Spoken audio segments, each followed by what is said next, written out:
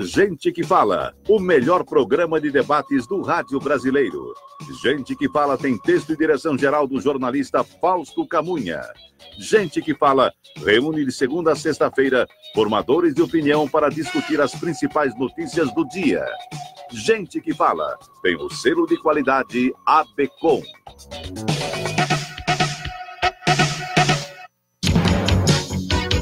Olá, ouvinte do programa Gente que Fala, boa tarde, meio-dia em ponto, seja bem-vindo, eu sou o Mauro Friesman, nós estamos no ar ao vivo na Rádio Trianon 1, AM 740 de São Paulo e Rádio Universal AM 810 de Santos. Você nos vê aqui pela câmera, no estúdio da Rádio Trianon, nas imagens das redes sociais, no Instagram e também no Facebook. Eu te convido para curtir as nossas páginas, ouvir os nossos podcasts no Spotify e acessar o nosso blog, é o gentequefala.com.br. Participe fazendo perguntas aos nossos convidados, todos presentes aqui. Os telefones são 3289-3580 e 5052-5555. Hoje é quinta-feira, de praxe, mais uma edição do Gente do MPD que Fala, é uma parceria nossa com o movimento do Ministério Público Democrático e o apoio da Câmara Brasileira de Diagnóstico Laboratorial, CBDL. Eu apresento a partir de agora os nossos convidados, você vê pelas imagens. Aqui à minha esquerda, doutora Tereza Exner, Procuradora de Justiça, Corregedora-Geral do Ministério Público do Estado de São Paulo e associada do movimento do Ministério Público Democrático. Procuradora, seja bem-vinda. Muito obrigada. Agradeço o convite para a participação neste importante programa feito em associação com o movimento do Ministério Público Democrático e cumprimento todos os meus colegas de bancada.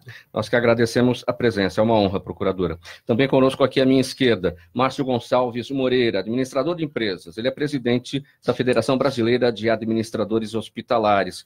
Márcio Gonçalves, seja bem-vindo. Muito obrigado, Mauro. Eu confesso da minha alegria de estar aqui presente e realmente eu acho que é um evento gostoso de se trocar ideias e conversar aqui. Agora, pulando aqui para a minha direita, o doutor Ângelo Calori, advogado, palestrante, sócio da RSM Brasil, consultoria para governança e compliance. Ângelo Calori, mais uma vez, seja bem-vindo.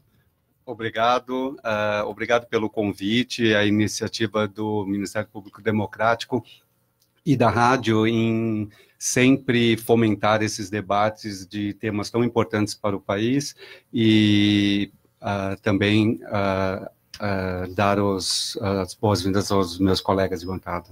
E complementando aqui a bancada, Rodrigo Prando, cientista político, nosso professor da Universidade Presbiteriana Mackenzie. Seja bem-vindo, professor Rodrigo Prando. Obrigado, Mauro, pelo convite novamente, ao Ângelo, que já tive a oportunidade de participar, e aos dois colegas, que é um prazer tê-los aqui conosco hoje, e certamente um bom diálogo, um bom bate-papo. Muito obrigado. Então vamos aqui ao nosso primeiro tema, que está na mesa, o vice-presidente do Supremo Tribunal Federal, ministro Luiz Fux, suspendeu por tempo indeterminado a implementação do chamado juiz de garantias previsto no pacote anticrime aprovado pelo Congresso Nacional agora em dezembro. Segundo Fux, a proposta de lei deveria ter partido do Poder Judiciário, já que afeta o funcionamento da justiça no país. Além disso, a lei foi aprovada sem a previsão do impacto orçamentário dessa implementação de dois juízes por processo. Procuradora Tereza, mais um capítulo, digamos, torto de uma história que saiu torta lá da Câmara dos Deputados, do Congresso Nacional, porque isso não era previsto lá no pacote anticrime do juiz Moro, do ministro Moro, e acabou entrando, como o tal Jabuti se diz na política. Verdade.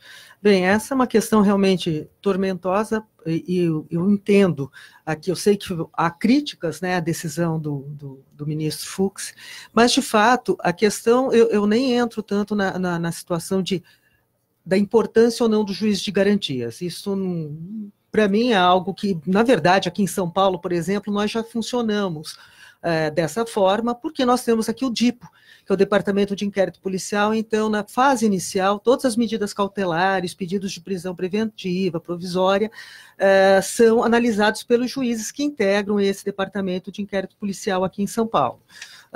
e depois, com a denúncia, isto vai para o juiz, vamos dizer, que vai fazer toda a instrução do processo. Então, a questão, na minha avaliação, pelo menos, não é a implementação ou não do juiz das garantias. Também não acho que o juiz das garantias vá, assim, transformar de forma fantástica a nossa justiça.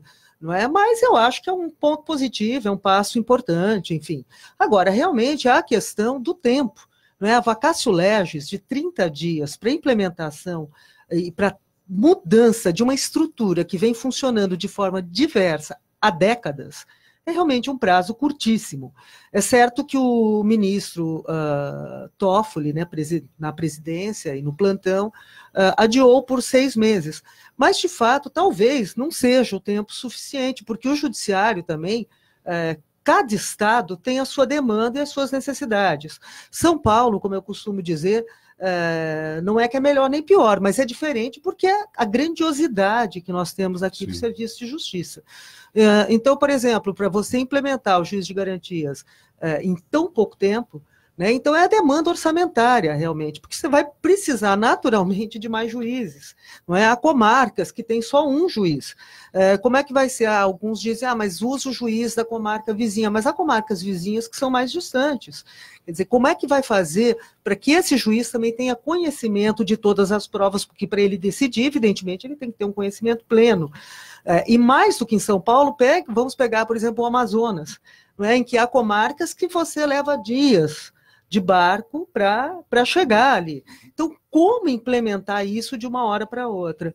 Então, eu acho que, de certa forma, eu acho bastante razoável a decisão no sentido de se adiar sine die, né, como foi determinado aqui, o que não significa que não vá ser implementado, mas eu acho que precisa de um tempo de ajuste, inclusive no que diz respeito à questão orçamentária. O Ângelo, bom, o que aconteceu é que o prazo inicial era 30 dias, ou seja, todo mundo chegou à conclusão que 30 dias não seria uma boa. Aí o ministro presidente do Supremo, Toffoli, definiu 180 dias, e agora o ministro Fux, vice-presidente do Supremo, no plantão, suspendeu por tempo indeterminado. Quer dizer, claro que então está havendo uma queda de braço em relação a este tema que vai se definir em votação no próprio plenário do Supremo. Sim, foi essa a ideia que o Fux determinou, que só após decisão em plenário. Ainda assim que no curto espaço de tempo ou no médio tempo o plenário decida pela manutenção disso, tem todas as questões que a doutora comentou. E eu ainda ressaltaria mais uma questão. Já é um sistema geral e na média bastante moroso. Demora-se muito, exceto quem tem acesso, né, a estar toda semana, como alguns políticos, no Supremo, recorrendo. Então, é um sistema moroso e que isso vai tornar mais moroso ainda. Recorrendo, almoçando e jantando com ministros do Supremo, né? Isso. Eu não quis ser tão polêmico, mas é verdade, perfeito, concordo.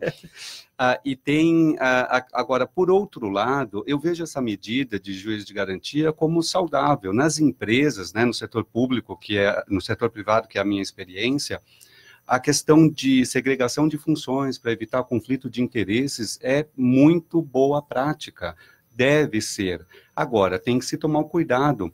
Implementação em 180 dias já é um absurdo, muito difícil, considerando todas as peculiaridades que a doutora comentou.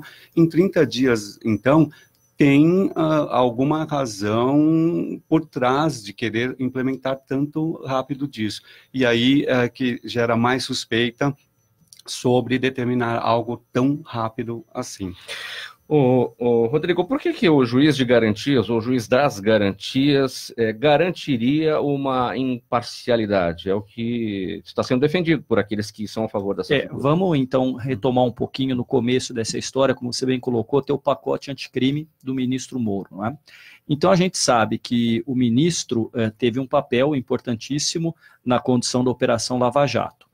E depois, na condição de ministro, houve a interceptação de áudios, né, de maneira ilegal e o jornalista noticiou, como você provavelmente faria também na condição de jornalista. E isso mostrou que muitas vezes a atuação do juiz, então o juiz Sérgio Moro e alguns procuradores, para muitos, né, e é uma questão interpretativa, porque a política e o direito são interpretações, tenha exorbitado as funções que um juiz deveria ter.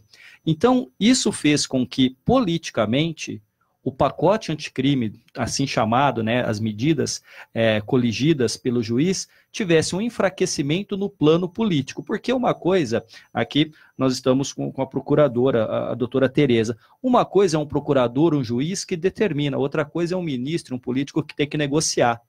Talvez um juiz dê uma ordem e todo mundo cumpra. A mesma coisa não é um ministro ou um político que tem que negociar, tem que dialogar. A política existe para dialogar. Então, essa tentativa de se introduzir um novo juiz, e eu concordo com o Ângelo que a ideia me parece ser muito boa, mas entre a ideia ser muito boa e a concretização dela, existe uma distância quilométrica, né, quase continental. Por quê? Porque a tentativa de mostrar que alguém faz uma fase da investigação e o outro vai julgar, de maneira que não se junte numa única pessoa aquele que pode, por exemplo, como os áudios foram divulgados, olha, então você vai, faz tal apreensão aqui, ou segura um pouco isso, vai ali, conversa. Então, não me parece que aí exista aquilo que no direito, e aí eu sou leigo, né, mas a paridade de armas entre defesa e acusação e promotoria. Então, a ideia é essa.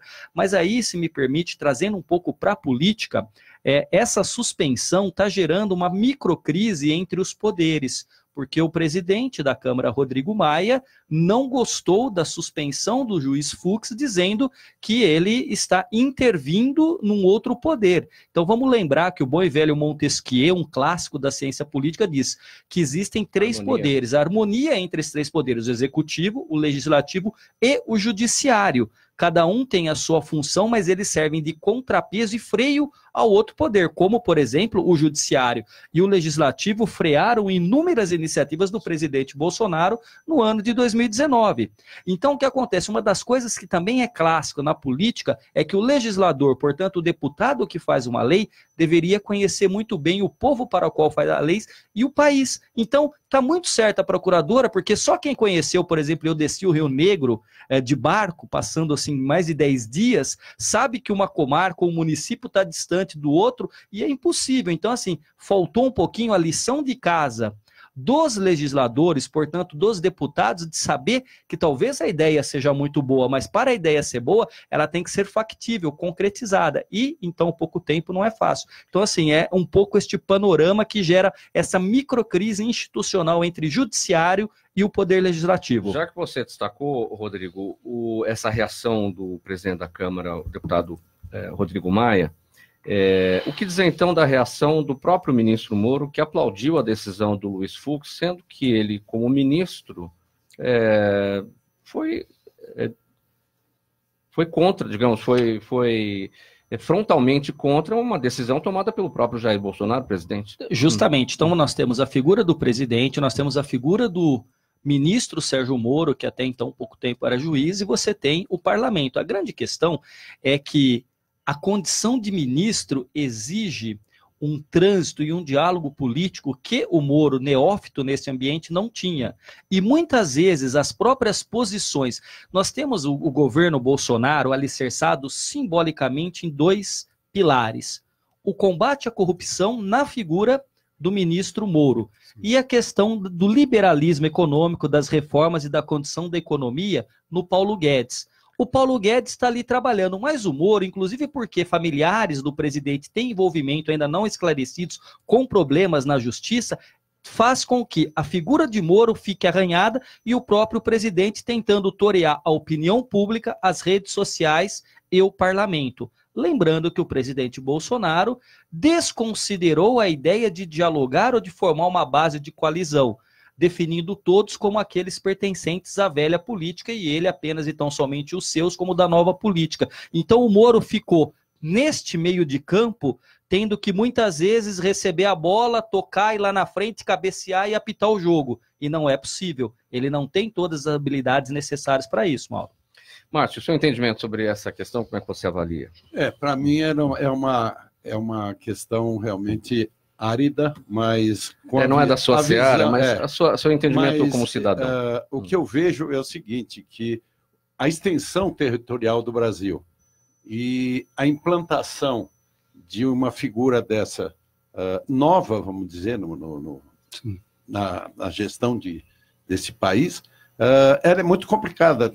Puxando um pouco para o lado da minha área, por exemplo, não adianta hoje você ter pequenos hospitais, porque eles não vão ter estrutura para funcionar. Então, você tem que ter uma estrutura principal que possa ter capilaridade para atender. Esse caso que você contou da Amazônia é clássico. Agora, você vai para o interior do Nordeste, para o Sul, para o Centro-Oeste. Quer dizer, é que São Paulo, como você colocou, é uma situação diferente. Aqui nós temos tudo. Agora, o jogo político está muito pesado. Está muito pesado. É muita gente querendo aparecer e surgir e dar o seu palpite. E aí muitos interesses muitos também. Muitos interesses. Então, é muito complicado. Quer dizer, e eu concordo, 6 meses para uma condição dessa, é muito curto. Quer dizer, não... E levando em consideração político. o que a procuradora disse, ela deu o exemplo aqui do DIPO, o Departamento dos Inquéritos Policiais, né? Esse é o nome, né? Isso. Aqui em São Paulo, que já funciona dessa forma, mas a gente tem que guardar as devidas proporções entre São Paulo e o restante do Brasil, né? Exato. Bom, vamos lá, passando para o próximo tema. O edital de 20 milhões de reais proposto por Roberto Alvim antes de ser demitido do comando da Secretaria Especial da Cultura está, por hora, suspenso pelo governo até que o novo secretário o avalie. Nos bastidores é dito que há grandes chances de o programa ser cancelado definitivamente, pois ficou associado à repercussão negativa resultante da associação com o nazismo. E há ainda o temor de que o próprio edital contemple obras com o teor mencionado no discurso do ex-secretário. Informação a mais aqui, a Procuradoria Federal dos Direitos do Cidadão, do Ministério Público Federal, encaminhou nesta terça-feira, anteontem, né, a Procuradoria-Geral da República, a recomendação para anulação de todos os atos do ex-secretário Roberto Alvim. Era isso que se esperava, não, procurador? Olha, sem dúvida nenhuma, sinceramente, foi um dos episódios mais, como é que eu poderia dizer, talvez mais tristes, para usar uma palavra mais delicada, não é? Lamentável. É, realmente lamentável. Que impressionante com 2 S. Exatamente, que nós assistimos nesses últimos tempos, porque eu não havia visto, eu vi primeiro a notícia, depois fui procurar o vídeo, né? Mas realmente a linguagem, né, sombria, a impostação de voz, Wagner ao fundo, que todos sabemos, né? Wagner, que era o compositor preferido, né, do Adolf Hitler, e o Wagner, que também era diretor de teatro, como o Roberto Alvim também, não é? Enfim, a cópia do discurso, não é? Ou pelo menos de parte, de trecho da manifestação do Goebbels. Não poderia ser uma coincidência retórica. Não poderia ser. E sabe que é uma coisa muito interessante, porque eu li, depois uma amiga até me passou uma matéria que saiu sobre o Roberto Alvim na revista Piauí em 2014. E pela leitura dessa matéria, dessa entrevista, se percebe que ele é uma pessoa extremamente detalhista. Então, o ator é tido, né, como um grande diretor, enfim, eu nunca assisti nada dele, não saberia avaliar. Mas é uma pessoa extremamente detalhista, que sabe exatamente cada movimento no palco, como deve ser. Ou seja, não é possível acreditar que aquilo tenha acontecido, vamos dizer, dado essa característica de personalidade tão bem descrita ali, que isso tenha acontecido por um mero acaso, até porque são muitas coincidências, né?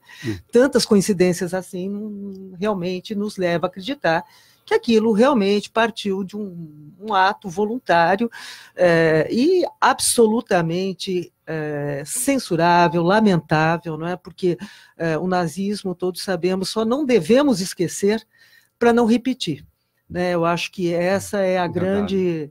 É o que, por essa razão, nós devemos sempre falar a respeito, mas se não for por isso, deveria ser totalmente...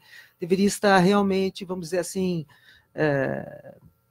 afastado da história, né? Mas nós precisamos manter viva a ideia, né, dessa ideologia, né, e das atrocidades cometidas, não só contra judeus, né, mas contra judeus, contra ciganos, contra deficientes, contra homossexuais, enfim, estão aí os campos de concentração, né, para serem visitados, enfim, algo realmente lamentável. Então eu acho que, de fato, bastante acertada a decisão aí da Procuradoria da República.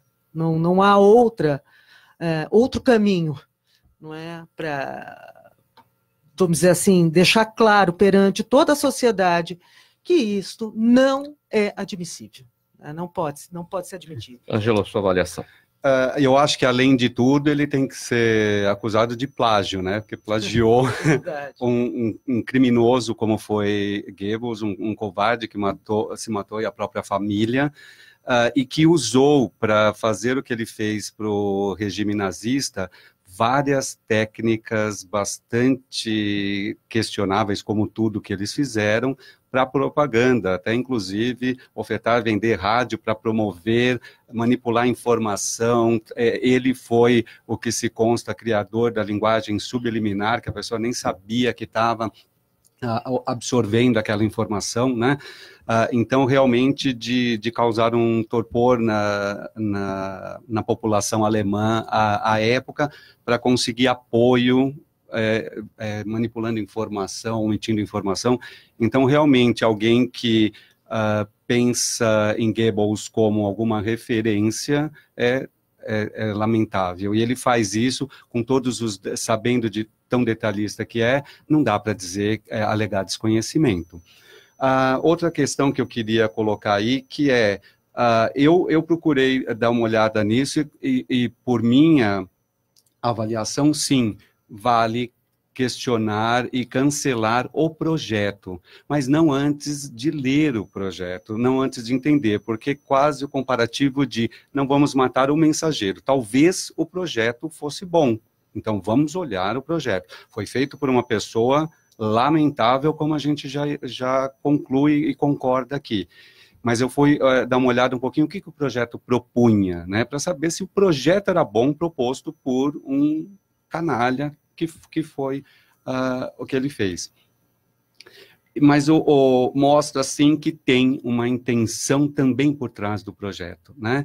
De dar uma ideologia político-partidária, de tratar um conservadorismo, até que está no discurso do Bolsonaro, que eu peguei em algumas das notícias, conservadorismo da arte. Talvez ele esteja querendo tratar pela curadoria um direcionamento para suas ideologias. Então, sim, não só quem propôs, mas a proposta também é lamentável. Só é importante a gente tirar um pouquinho a emoção no primeiro momento e dizer, sim, ele é errado, mas eu quis avaliar o projeto imparcialmente, e o projeto também é lamentável. Poderia ser um projeto bom, e aí a gente tem que desassociar e aproveitar. Professor Rodrigo Prando, estaria na mesa este projeto nesse momento de noivado entre a atriz Regina Duarte e o governo, para ver se assume ou não? Isso seria ponto para ela? Olha, Mauro, esse projeto especificamente eu acredito que não, né? Então, assim, a repercussão tão negativa, e felizmente, né, os democratas, independente de coloração partidária, levantaram-se em uníssono para verbalizar contra aquele vídeo tenebroso, horroroso, que lembra, sim, na forma e no conteúdo, a mensagem do nazismo, que tem que ser repudiado por todos. Daquela história que conhecemos, de um ditado que há muito se diz, que se você está numa mesa com 10 pessoas e sentar-se nela um nazista e ninguém se levantar, estarão nela 11 nazistas. Então temos que tomar muito cuidado, né? Então, assim, a liberdade de expressão, ela existe e deve ser conservada, mas não à custa do discurso de ódio da maneira como tem se colocado.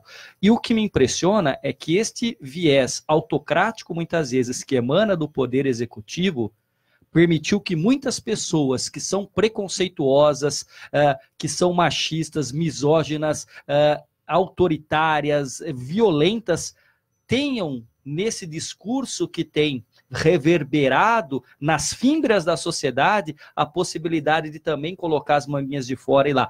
Por um lado é bom, porque a gente consegue ver que aquele que muitas vezes estava do lado era ali alguém que estava dentro do armário no sentido mais autoritário e autocrático e sai achando que pode. E felizmente não pode tudo, porque a Constituição, a lei, coloca limites. Então eu não creio, posso estar errado, que Regina Duarte, assumindo a função, vá seguir por isso. Porque aí o Ângelo, que foi num ponto que eu ia comentar 3 pontos. Então, eu vou começar por esse, depois eu vou... 3 pontos. Primeiro, o Ângelo está certíssimo. Ali havia uma intenção do Estado dirigir aquilo que é a cultura. A cultura é uma questão que deve ser discutida e deve ser tratada, em primeiro lugar, no foro íntimo, na questão da família. Não cabe a um governo que se diz liberal determinar que uma pessoa pode ou não assistir. Se eu não quero que o meu filho assista um filme, eu desligo a televisão e vamos ler o livro do Patati Patatá. Então não é o governo que vai determinar, por sua coloração e sua vontade política e ideológica, dizer o que eu devo ou não assistir. Então esse é um ponto que você quer falar, pode falar. Sim, a cultura, ela deve estar num patamar de secretaria ou tem que ser um ministério? Não, eu acho que... Aliás, nesse caso, secretaria vinculada, subordinada ao Ministério do Não, Turismo. eu acho que sim, Ministério da Cultura e Ministério da Educação deveriam ser 2 ministérios independentes. O governo suprimiu o ministério justamente porque há uma guerra ideológica a partir das teses do Olavo de Carvalho, que acaba por influenciar ideologicamente o núcleo duro do governo, Bolsonaro, de achar que toda manifestação cultural, ou cinema, ou arte, ou literatura, é necessariamente de esquerda, é nefasto. Isso é uma visão reducionista e medíocre do que é a cultura. Aliás, a cultura brasileira e o aspecto cultural está ligado à economia criativa, que gera milhões de reais para aqueles que são produtores culturais, de uma feira gastronômica, de uma visita guiada a uma fazenda histórica, de uma peça de teatro. Então, tudo isso ficou num plano secundário, porque a cultura virou inimiga. Na verdade, aí eu vou para o primeiro ponto que eu queria comentar. Percebamos, nós aqui da bancada e os ouvintes que nos acompanham, que não há nenhuma crise dentro do governo Bolsonaro que foi gerada pela ação da oposição ou mesmo pelos jornalistas. Todas as crises nasceram do próprio governo, que pegou no colo e levou de mão dada para a praça pública. Essa é mais uma, não é? A grande pergunta não é por que Alvim foi demitido. A pergunta é por que chegou lá. Porque essas ideias e esses valores já estavam em potência e se transformou em ato naquele vídeo. Então esse é o segundo aspecto, não é? E aí o terceiro aspecto, vale ressaltar, a repercussão disso pelo menos fez com que o governo atuasse demitindo e cancelando. Então, assim, porque aí, quando eu escrevi um texto sobre isso na semana passada, o governo tinha 2 opções. Ou demitia, ou contemporizava com aquilo. E se contemporizasse com aquela postura, abriria as portas do que há de mais nefasto em ideias e práticas políticas, tão bem colocado pelos 2 que me antecederam. Márcio. Eu acho o fato é terrível, é um terror. Felizmente, nós tivemos uma ação imediata de demiti-lo, tirar fora. Eu acho que a gente pode também, com esta ocorrência, a gente pegar fatos para servir como experiência e não deixar, quer dizer, não tem como impedir de ocorrer coisas semelhantes no futuro, mas tem que ser condenado veementemente qualquer movimento tipo de nazismo ou qualquer outro segmento que difira daquilo que a tradicional família do Brasil entende como válido. Não isso foi uma aberração. Eu acho que as medidas que foram tomadas foram excelentes e eu espero que a Regina Duarte possa realmente conseguir tocar esta secretaria, que eu também concordo. Eu acho que deveria ter o Ministério da Cultura e o Ministério da Educação, que são áreas importantíssimas. Como você colocou, não adianta chegar e pegar um filho e colocar ele numa escola. A escola vai ensiná-lo, mas agora não vai educá-lo. A educação é do pai, da mãe, é da família. E esse é o núcleo mais forte que nós temos e temos que preservá-lo. E realmente condenar qualquer ato desse tipo que o Alvim trouxe para a gente. De Alvim ele não tem nada. Próximo assunto. Neste sábado, completa-se 1 ano da queda da barragem de Brumadinho, o maior desastre ambiental da história da mineração. soterrou 270 vidas, com quase 10 milhões de metros cúbicos de lama, apenas 3 anos depois da tragédia similar de Mariana. Na terça-feira, o Ministério Público de Minas apresentou denúncias contra 16 pessoas por homicídio doloso e as empresas Vale e Tuvsud por crimes ambientais. Ainda nessa semana, o Ministério Público revelou que a Vale tinha um relatório no qual classificava a situação de algumas barragens, incluindo Brumadinho, como de risco inaceitável. Procurador, a gente está falando aqui do Ministério Público de Minas, mas tem um trabalho de investigação também, um inquérito da Polícia Federal, não é isso? Qual é a justiça que vai julgar este caso? Olha, eu vi que aqui é a denúncia, agora tem que ver se a justiça aceita. Exato. Nós estamos em fase de denúncia, né? Depois de 1 ano, mas um prazo razoável dada a imensidão, né? Aliás, esse desastre, esse novo desastre, 3 anos depois, eu sinto que foi realmente um tapa na cara da população brasileira, porque aqui fica nítido, né? A negligência, a desídia, tanto das autoridades que devem fiscalizar, quanto da própria empresa, né? Sobretudo diante dessa notícia, que eles já tinham, né, como classificada a barragem de risco inaceitável, quer dizer, ainda que nem sei qual seria o risco aceitável, né, diante de uma barragem, que, salvo engano, exatamente, 76, não sei, 76, 86 metros de altura, e tendo sido construído um refeitório, né, no caminho de onde a barragem, se houvesse um acidente, ela passaria. Enfim, então, acho que, pelo que eu entendo, acho que a denúncia foi corretamente feita pelo Ministério Público de Minas Gerais. Afinal, os fatos aconteceram ali, as mortes todas aconteceram ali. Não é?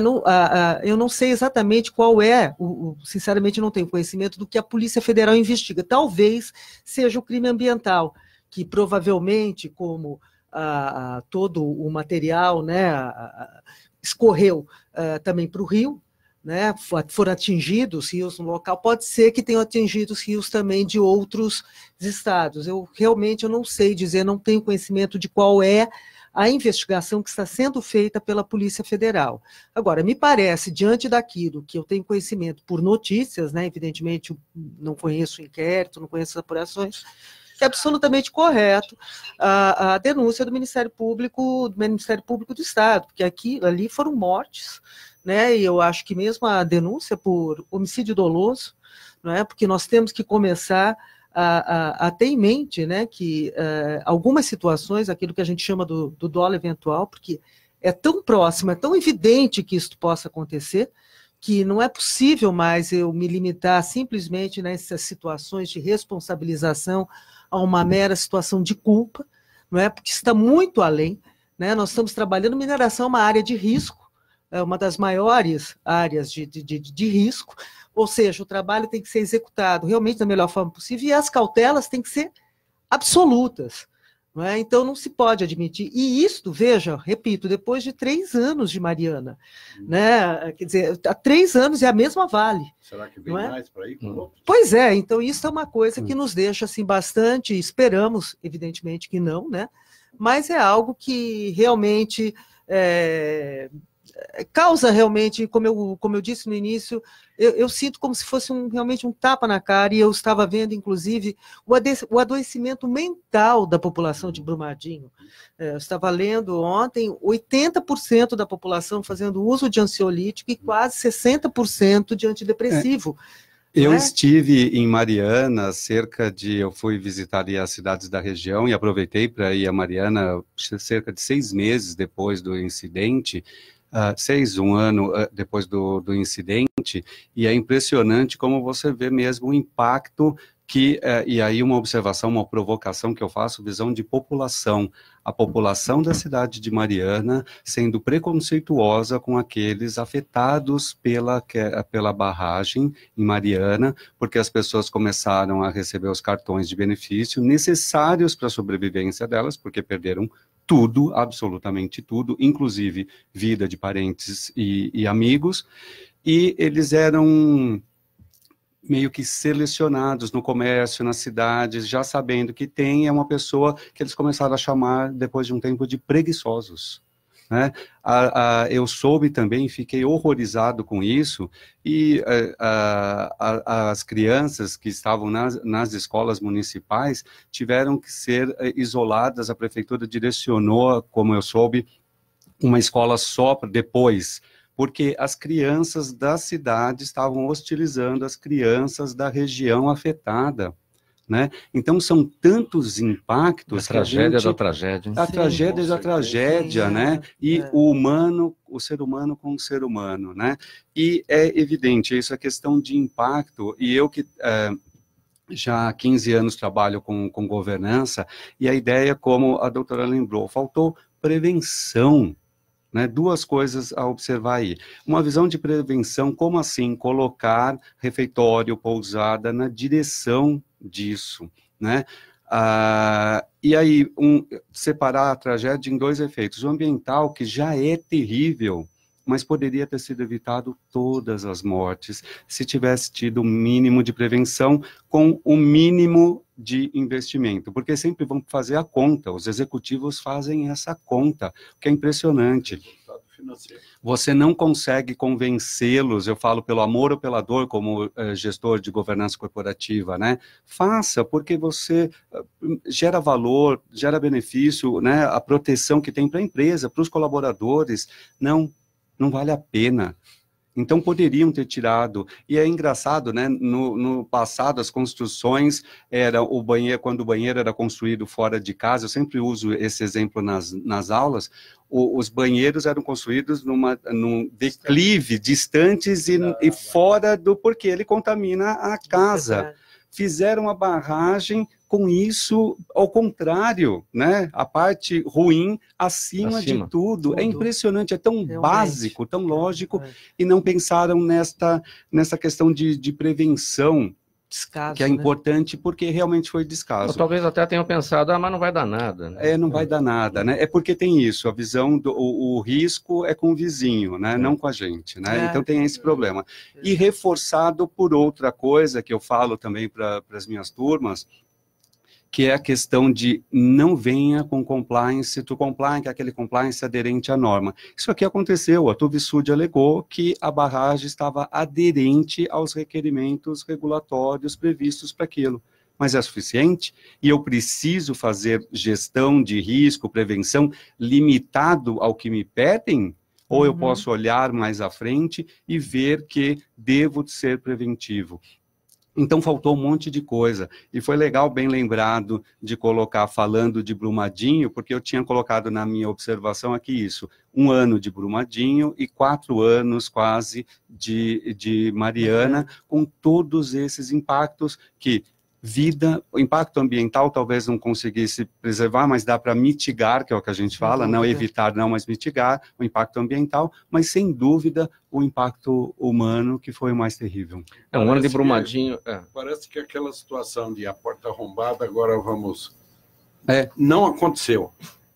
Agora, depois de tudo isso que aconteceu, vocês viram que eles começaram a descobrir tecnicamente que os dejetos, os rejeitos da mineração, eles podem ser produzidos e não precisam ser reusos, armazenados da forma que sempre foram, e tem diversas barragens que estão com esse formato, agora descobrem para fazer isso.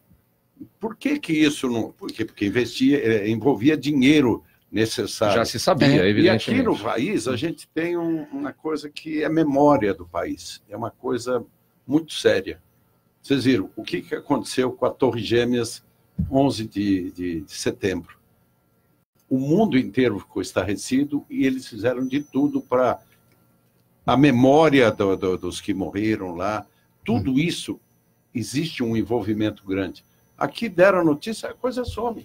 A gente aparece na hora aos poucos condenou. Trata com naturalidade, né? Então, e tem outra coisa que eu observei disso, muito antes, e eu não percebia, eu estive em Barão de Cocais, tem amigos que têm familiares lá, jantando, você escuta as explosões, né, da mineração.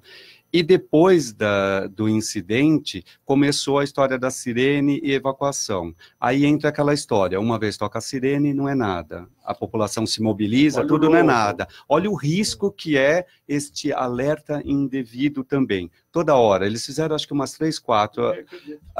Porque aí depois do terceiro, ninguém vai sair. Claro. Eu vi uma reportagem na televisão, as pessoas andando na rua, tocou, mas agora é natural. Esse aspecto da memória que o Márcio falou, vou puxar isso aqui para a ciência política com o Rodrigo, aquela história em que pé ficou, né? Isso a gente vê sempre na política. Em que pé que ficou? Em quem nós votamos, né? Vamos votar agora para prefeito e vereador este ano. Em quem votamos em 2016 para prefeito e vereador? Alguém se lembra? Então, vamos então, antes de tratar da ciência política, um aspecto sociológico que a doutora colocou, porque tem um impacto psicológico. Então, muitas vezes a sociologia e a psicologia lidam com fenômenos muito próximos naquilo que a gente chamaria de psicologia social. Todos nós temos uma vida cotidiana, o que implica numa vida por hábitos. Nós acordamos, vamos ler o jornal, vamos correr, tomamos café, vamos trabalhar, e é isso aí, ao longo do tempo, vai se firmando como algo quase que automático, uma segunda natureza. Quando vem uma tragédia, a tragédia tira o cotidiano e nos tira da normalidade. É um texto clássico de Émile Durkheim a respeito do suicídio, não é? Então ele diz que o suicídio, embora pareça ser um fenômeno meramente individual, ele é um fenômeno sociológico, porque é uma relação entre indivíduos e grupos e algumas questões podem aumentar o potencial de suicídios e outras podem diminuir. Então esta questão relacionada ao aumento do uso de antidepressivos e também do suicídio em Mariana e também em Brumadinho, é significativo de mostrar que ali não foi uma questão individual, foi um processo social e coletivo, inclusive nas consequências que existem entre aqueles que vão receber o benefício e o preconceito gerado. Então perceba, eu trabalhei já como consultor, inclusive para mineradoras, não na parte de cultura material, história e sociologia, ou seja, o que existe numa comunidade, e aí eu vou fazer uma barragem, então a vida daqueles pescadores fica afetada. A vida de uma tribo, né, de uma etnia indígena fica afetada. Então a gente lá... Então não me parece que exista legislação mais rigorosa para se permitir, por exemplo, uma barragem ou uma mineração. Mas não adianta, tem que ter um treinamento e uma educação. Então, aquela história da sirene tocar 1, 2, 3, 4 vezes e depois ninguém sabe. No Brasil, porque no Japão, se tocar 25 vezes de manhã, as 25 vezes, as pessoas vão sair, vão se proteger. Num dia, numa aula, disparou o alarme de incêndio do prédio. Eu juntei minhas coisas e falei assim, todo mundo com calma, filha de Ana, vamos sair. Professor, não é nada. Eu falei, mas e se for? Entende que nós não temos... Isso é verdade. Eu estive 2 vezes em Tóquio por causa de trabalho. Eu falei, eu queria ver alguma coisa, um terremotinho lá acontecendo, porque eles são muito... Não queira. Não é nada. Se o alarme disparou... É uma questão de... Procurem aqui os ouvintes, ou depois nós que estamos aqui, não, procurem um vídeo de uma reportagem sobre como é a vida da criança na escola no Japão. Então não tem refeitório, as crianças comem na sala de aula e todos têm como função, ao final, limpar a sala de aula, organizar, e aí assim a criança chega com 5 anos na escola, tem um menino de 7 anos que vai dar a mãozinha e mostrar a escola para a criança. Por quê? Porque o de 7 anos já tem um pouquinho mais de responsabilidade e vai ajudar aquele menininho de 5 que está inseguro a não ter aquele medo da ausência dos pais. Então, tudo é uma questão, neste caso, de educação para a cidadania. Mas aí, neste caso da tragédia, falhou o poder público, que não foi apto a tempo de fiscalizar e punir, falhou a empresa que certamente conhecia os problemas estruturais, mas devia ser muito dinheiro para corrigir e achando que é algo da cultura brasileira. Não vai acontecer nada. Nós, historicamente, desde a colonização, somos pouco afeitos ao planejamento e aos planos de contingência. A cultura brasileira é uma cultura sempre reativa, depois que arromba a porta, nunca preventiva. Porque sempre vai acontecer com o outro. Eu acho um absurdo momento ali de chuva, a gente sabe que no verão chove muito, e a chuva é um fenômeno natural, mas morrer gente nas encostas é social, porque a prefeitura, o poder público, o sistema econômico jogou aquelas pessoas para lá. Então, você fica com dó da pessoa que perdeu tudo no morro, mas você quer pagar o mínimo para a empregada doméstica que mora no mesmo morro. Entende? Então ela tá lá e vai te custar muito barato, porque ela mora no morro. Ela mora ali, mas é bom porque é pertinho, ela desce o morro, ela tá na sua casa para arrumar a cama, que você não ensinou seu filho a arrumar a cama. Porque a empregada faz isso, porque a empregada lava o prato, porque a empregada passa a roupa, porque o menino não sabe dobrar uma camiseta e uma cueca, não ajuda nem a mãe porque deixa em cima da cama. E aí a gente vem para Brumadinho e vem para isso. Então tá tudo conectado. Temos uma muito coisa interessante. positiva aqui, Mauro, só para destacar que desse episódio todo triste e lamentável, a gente tem um ponto positivo. Corpo de Bombeiros que está envolvido nesse processo. Eles foram heróis. Até hoje, Verdade. eles estão procurando os corpos ainda. E É um também negócio, de muito repente, impactados, apareceu mais física e psicologicamente impactados. Sem dúvida. Rodrigo, E doentes. e sobre as novas gerações, aí, aqui eles estão chegando para consertar o mundo, para arrumar o mundo, mas precisa arrumar o quarto primeiro. Não, precisa arrumar o quarto, precisa fazer a lição de casa, né? Perfeito. Precisa chegar na sala de aula e quando for discutir com o professor, não é só pegar a rede social e olhar o Google, é ler o texto. Então, assim, tem algumas responsabilidades individuais que antecedem qualquer passo para questões coletivas. Então, você perguntou da política e agora 2020, a pergunta é, aquele que é candidato a prefeito ou a vereador, qual que é a trajetória dele no município? É o cara que está pedindo o meu voto, mas ele tinha uma atividade esportiva?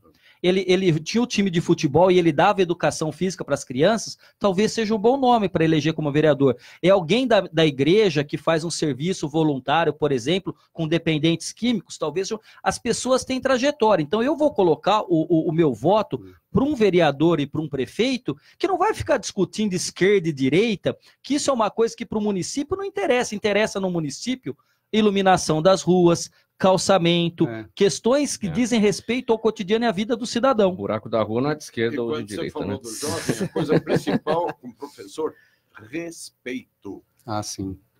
Claro. É o que falta hoje. Claro.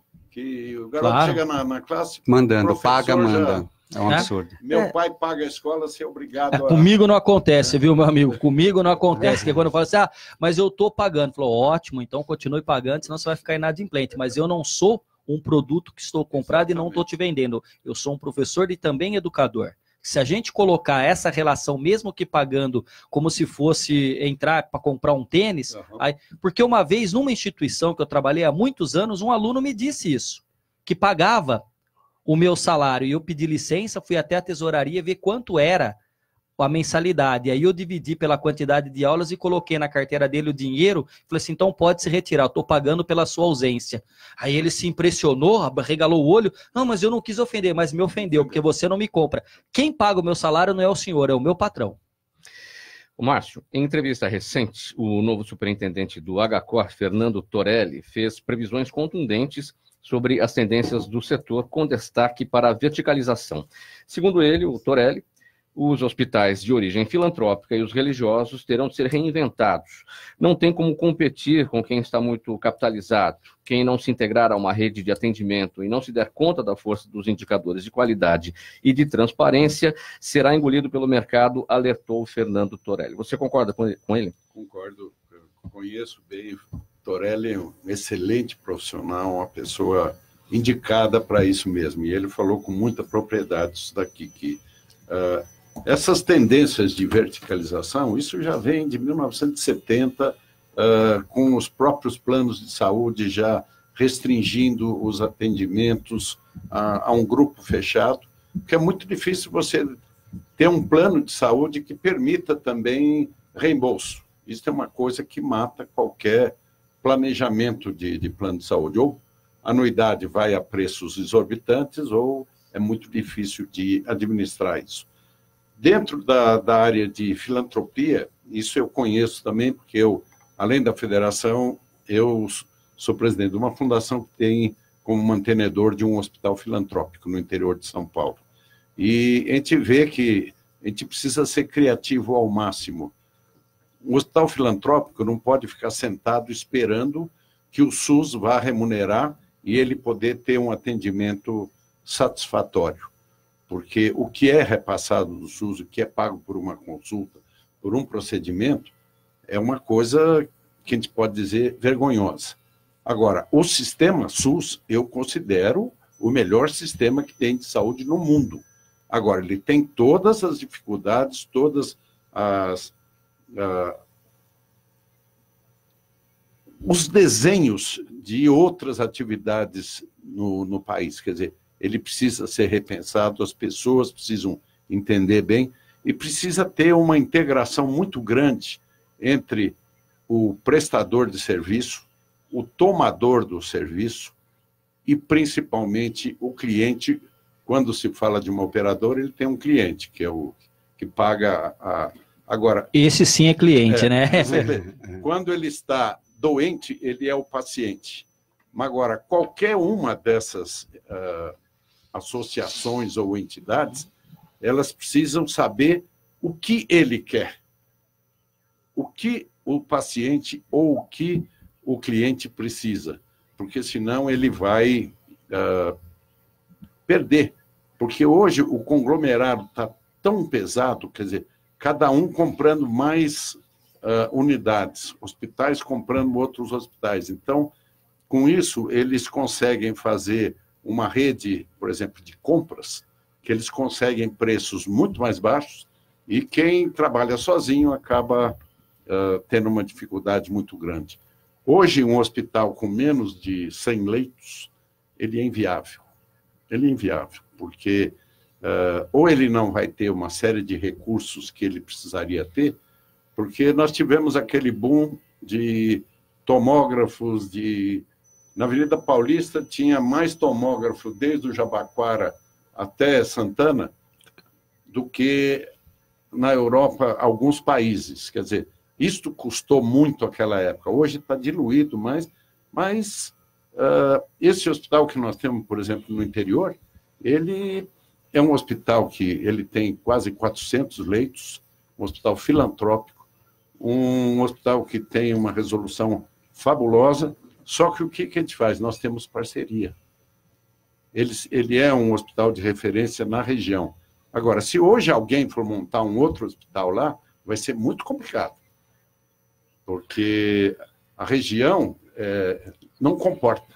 Então, é uma coisa que precisa ser muito bem avaliada. Ô, Márcio, o que é que faz o SUS ser referência, na maioria das vezes, nos atendimentos de alta complexidade e ter aquelas dificuldades lá na porta de entrada, às vezes até num posto de saúde, na hora da aplicação de uma vacina, por exemplo, não tem o álcool para fazer a asepsia ali na hora da agulhada e até o curativo para parar o sangramento? Eu tenho uma formação, e eu falo sempre brincando, mas é sério.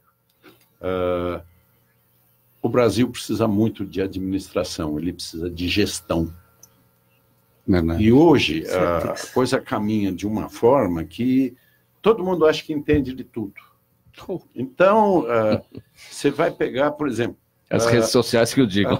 O SUS tem algumas restrições e aí a gente esbarra numa dificuldade muito grande, vocês que são da área jurídica, as ações de obrigar o governo a dar um medicamento. É muito complicado, quer dizer, você analisar, eu acho que vai ser muito difícil algum advogado ou algum juiz, algum jurista, negar um atendimento de alguma coisa que está pedindo, porque se o paciente morrer, o que vai acontecer? Então, é um meio muito complexo e hoje ele está se tornando muito forte na mão de alguns, porque é o resultado que tem que ter. Por onde passaria essa reinvenção dos hospitais filantrópicos e religiosos, conforme sugere o Torelli? Eu acho que tem que ter é a parceria que eu falo.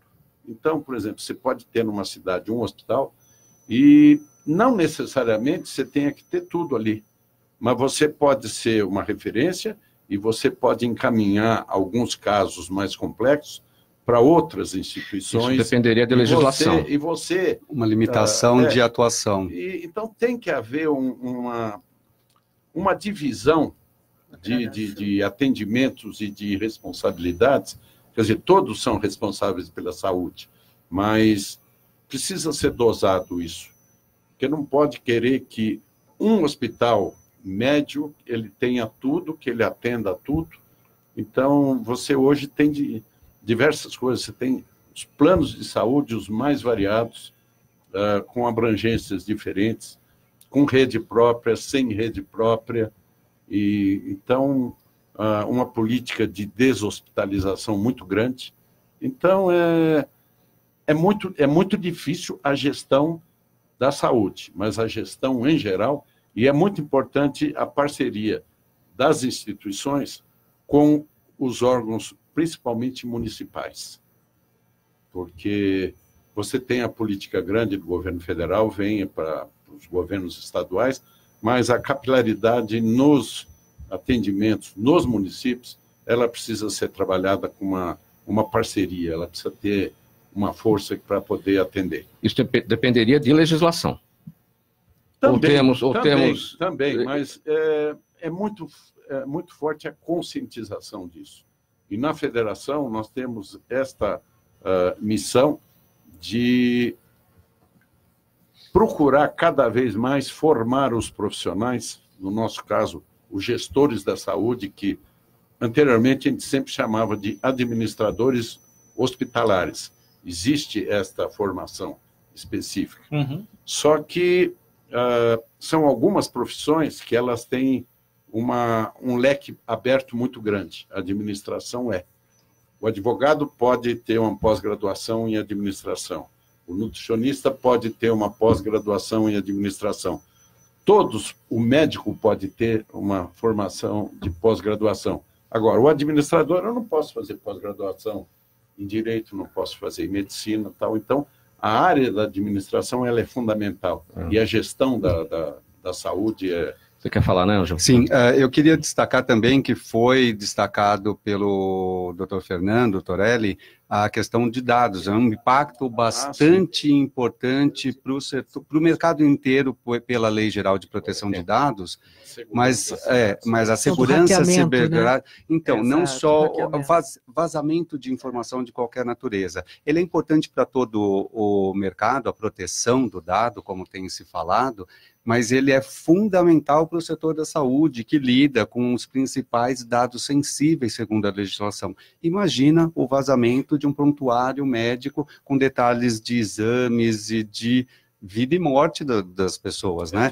Então, se formar um prontuário único. Vai ter a necessidade também dos hospitais investirem nisso, minimamente que seja, na segurança, na proteção de dados. Deixa eu só colocar mais um tema aqui bem rapidinho. A Rede Nossa São Paulo realizou aqui uma pesquisa. Violência, criminalidade e trânsito são as maiores preocupações. Rodrigo, como é que você... Eu estava até olhando tem aqui, dados aí, né? Tem alguns dados. Só no ano de 2017, nós tivemos 65.602 homicídios. 35.783 eram jovens. 75% de armas de fogo. Só que aí a vitimização, ela tem idade e tem cor. A maioria das vítimas são negros e são jovens, tá? Sobre o trânsito, só para a gente ter uma noção, a gente tem cerca de 47 mil mortes por ano. Então, se somar o trânsito e somar os homicídios, a gente tem mais que uma guerra declarada. Só para nós estamos falando do SUS, 60% dos leitos do SUS são ocupados a partir de colisões e atropelamentos. Sabe qual o custo anual do trânsito para o SUS, ou seja, para todos nós que pagamos impostos? 52 bilhões de reais, dá 3,7% do PIB. Eu fiz um exercício aqui no Iraque, morreram 110 mil pessoas. Nós matamos muito mais por ano do que o Iraque, que estava em guerra. Silenciosamente. Silenciosamente. Em homicídios e no trânsito. Em homicídios, fora o impacto econômico dos que ficam mutilados e nunca mais vão voltar a trabalhar e vão entrar, inclusive, na Previdência. Então, isso na ACD de São Paulo, você vai ver a quantidade de mutilados. Então, perfeito. A pesquisa é fundamental, porque Todo pai e toda mãe, em qualquer lugar do Brasil, vai ter medo do filho sair à noite, não sabe se volta pela violência e se não for a violência por conta do trânsito. Temos uma das culturas no sentido geral, mais assassinas do mundo. Nós, brasileiros, matamos no trânsito e matamos no dia a dia na violência. E se me falar, permitir, eu vi aqui na parte final, né, a preocupação com a violência vem caindo, enquanto com o trânsito vem crescendo. O que me parece uma contradição, porque o nosso trânsito é muito violento. Né? É como se fosse juntos. algo destacado, né? A violência e o trânsito. Nós temos um trânsito, quem mora em São Paulo, e eu digo isso por outras cidades que eu visito, o trânsito nosso é violento. Isso reflete, então, é a pessoa que joga em cima e não respeita pedestre. Né? Então, é interessante como ainda a população parece que não fez esse link, que é importante, porque a educação do trânsito é fundamental. E aí a gente volta um pouquinho lá atrás, quando o professor disse, né, a tragédia só acontece com o outro. Aqui também, a justiça eu só quero para o outro. Né? A justiça, como eu costumo dizer, é boa para o meu vizinho. Né? Porque mas eu parei um minutinho na faixa de dupla, mas é porque eu tinha que pegar meu filho. O jeitinho, a malandragem tão cotidiana no Brasil. Então é a questão da cidadania, né? Que nós temos realmente que reforçar. De novo, a questão de educação. Exatamente. Não de educação de formar na escola. Mas sim, a educação em casa mesmo. E para a gente partir para o encerramento agora, como eu disse aqui já algumas vezes, o Brasil deveria ser um Estado democrático de deveres e não de direitos, né? Porque a gente esquece de olhar primeiro o que tem que ser excelente. Feito, né? Autoriza, vamos usar isso para promover. Exato. Direitos e deveres. Sua palavra final, sua despedida. Olha, eu gostaria de agradecer mais uma vez o convite. Para mim foi uma honra e uma alegria muito grande participar desta uma hora aqui em contato com colegas tão ilustres, ouvir tantas considerações importantes, aprender muito, porque eu acho que isso é importante, é isso que nós temos que ter como consciência no país, que nós temos o tempo todo que aprender.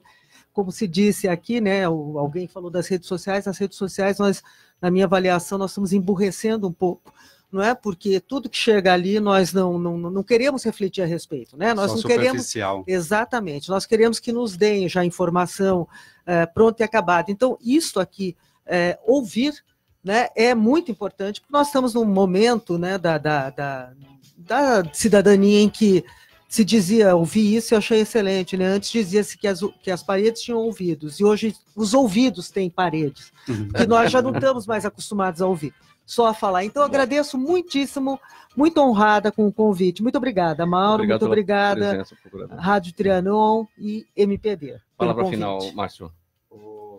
Mauro, muito obrigado. Eu realmente confesso que eu tinha uma expectativa, a primeira vez que eu venho, eu tinha uma expectativa e um cuidado, um receio para participar com uma mesa tão ilustre dessa, mas eu falei, não, mas eu consigo falar.